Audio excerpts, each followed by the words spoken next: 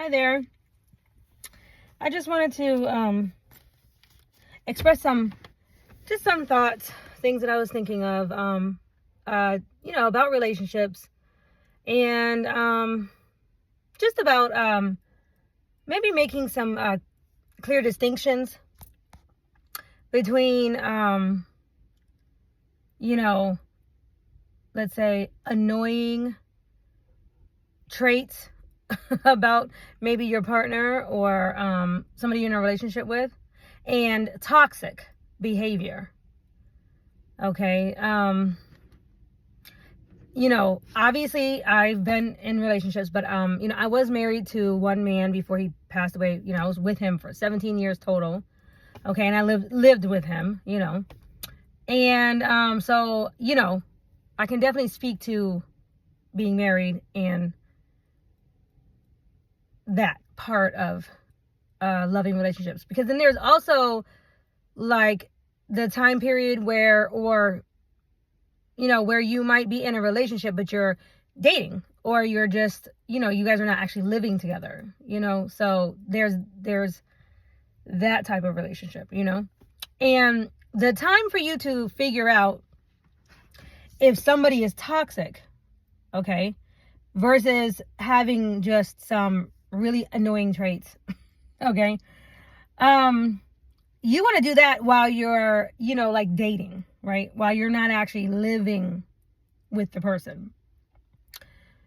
You would the goal is to hopefully find out if there are any red flags or toxic behaviors way before you actually end up either living with the person or getting married to the person, right?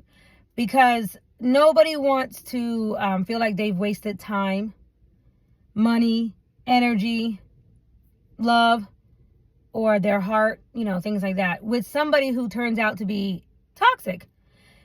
Now, when you talk about, just annoying things, or maybe issues that you kind of need to just work on or work out, or maybe, some small issues that, could get worked out in counseling or in therapy, right? That maybe that particular issue that could be smaller might be something that only affects that person. So you could call that a smaller issue, or maybe even just an annoyance, right? Then there's toxic, which takes it up about 10 notch. It takes it up about 12 levels, right? And depending on you, the person, honestly, really will depend on how much level toxicity can you take before you've reached your limit, right? So when a person is toxic, right, like toxic is, what we're doing is we're describing the emotional, and in an emotional way, or in an emotional feeling, but it's a description, like what it's describing is something is toxic to you. Its aim is to kill you. Or it feels like it's going to kill you, like it's toxic, meaning it could kill you. It's like poisonous, right? So if it's toxic, the more you intake it, the more chances of you either dying, or maybe, let's say, for example, your dreams die. If you're in a toxic relationship, you might notice that your dreams are dying, your hopes are dying, your love is dying, like your health may be failing. Okay. Your health may be failing.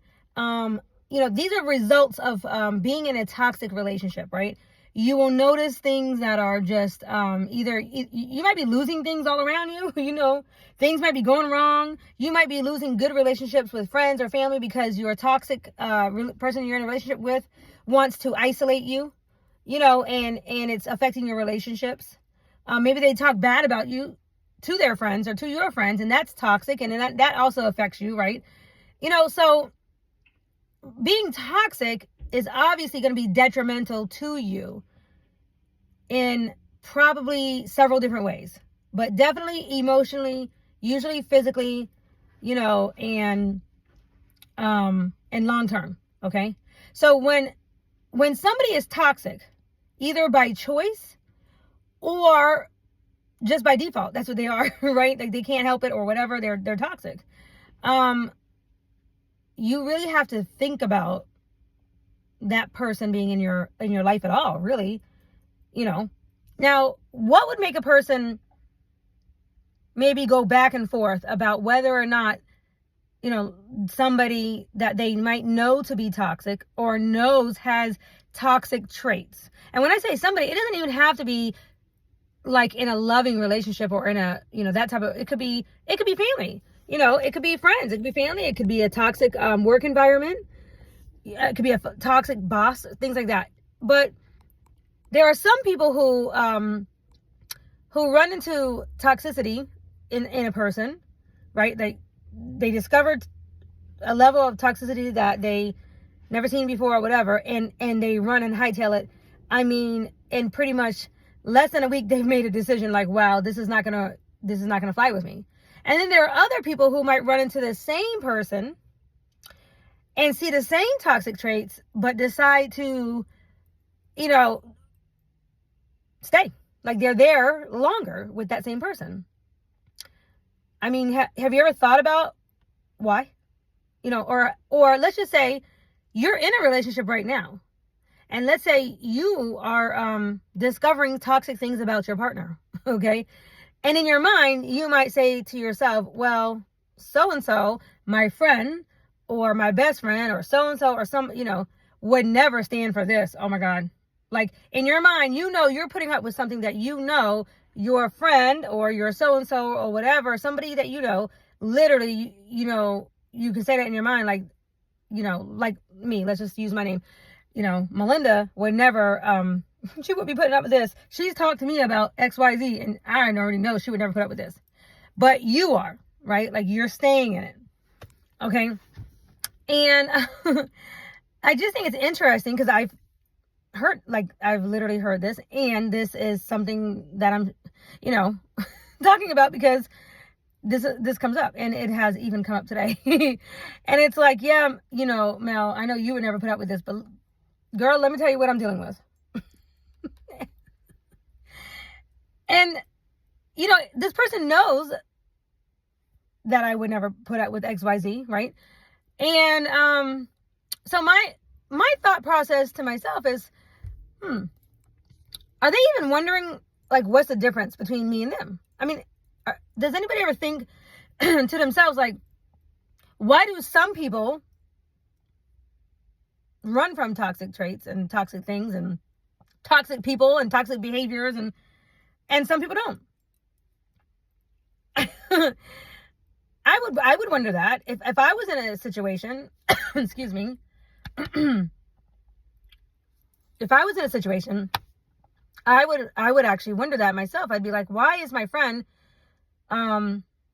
escaped or has escaped from XYZ, right? Like,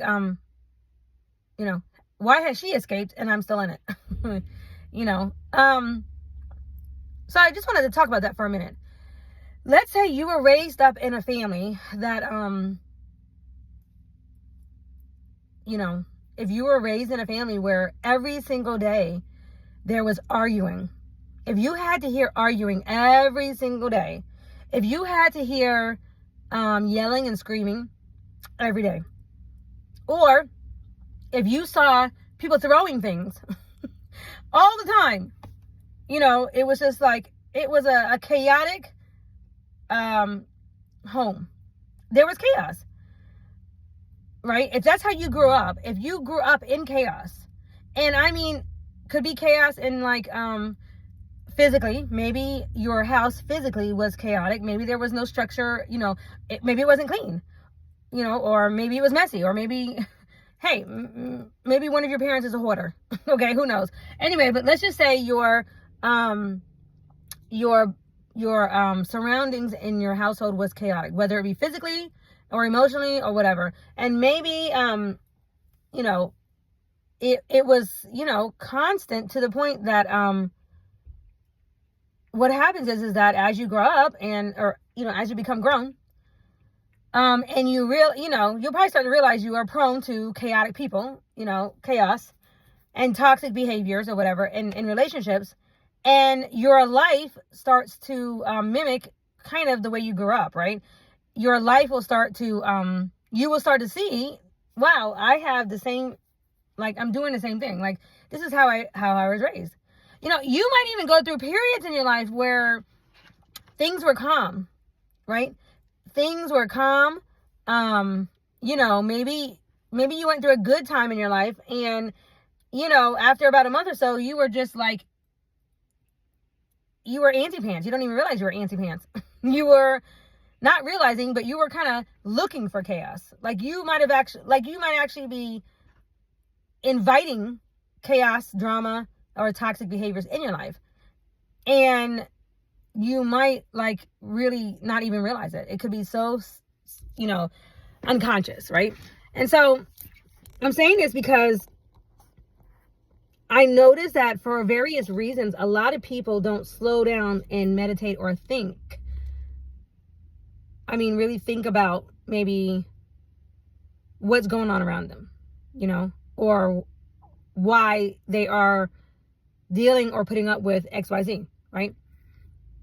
And so that's all I would like to do, you know, with whoever decides to watch my videos for whatever reason. As I talk out loud, I encourage you that maybe if you just think about it, right? Just think about it. This is called, when you think, or when you meditate or go in deep thought like this, especially when you add prayer with it, right? That you do this. And I say deep thought, and you know, this means like quiet.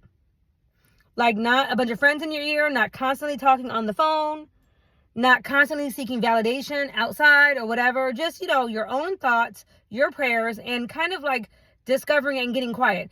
Maybe a day, maybe a half a day, maybe 2 days, maybe 3 days. But this is actually part of your shadow work, right? When we say shadow work, this is what we mean. Shadow work is self-work, is actually reflecting on self, right? Reflecting on your situations or whatever.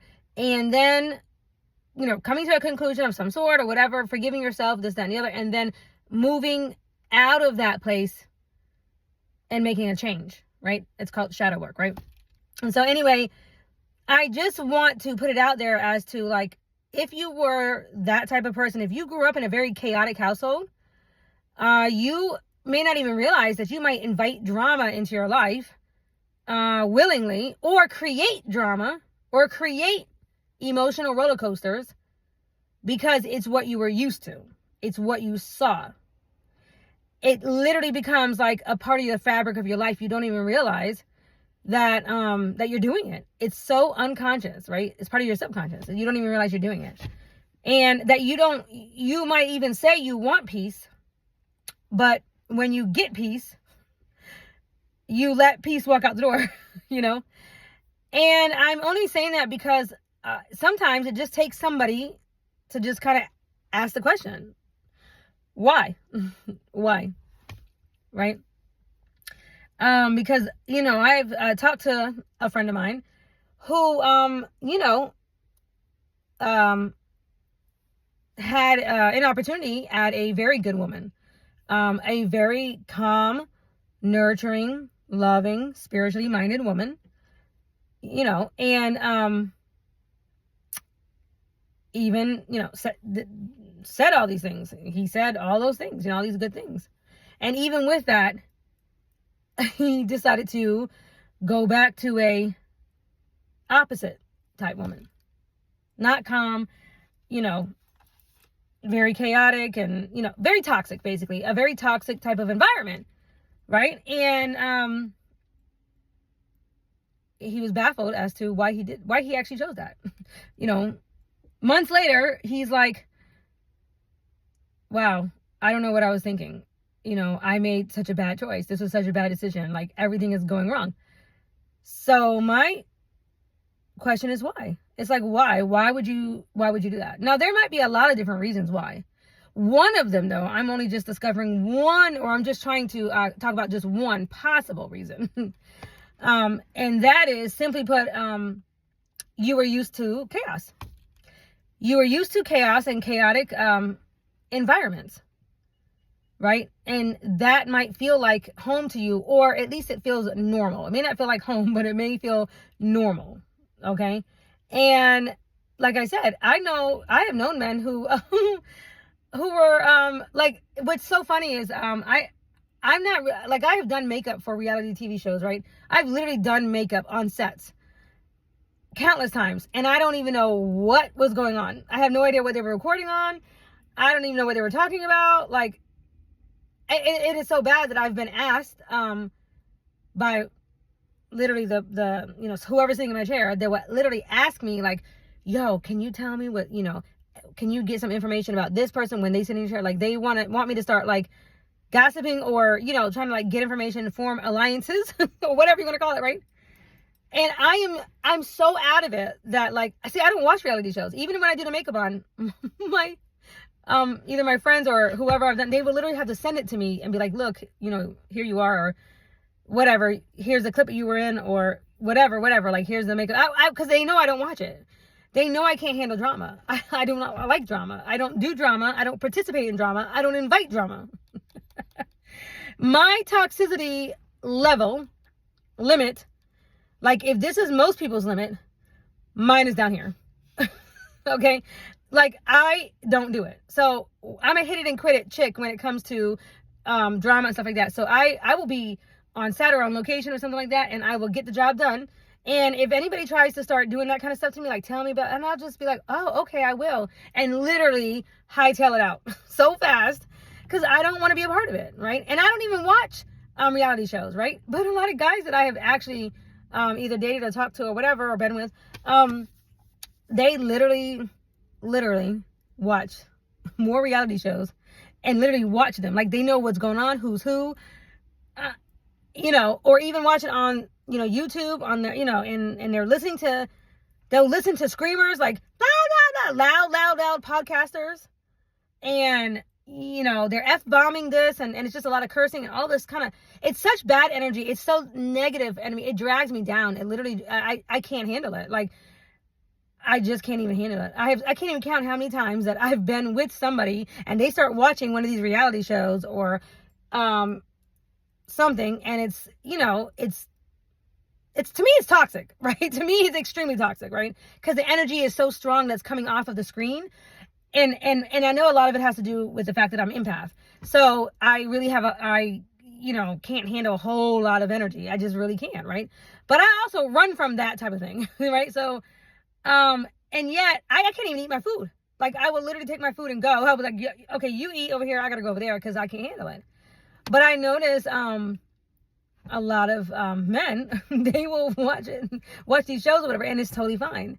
And I do think to myself, like, wow, it's like, I can see where some people are, like, they don't even realize that maybe they feel good in a certain level of toxicity, right?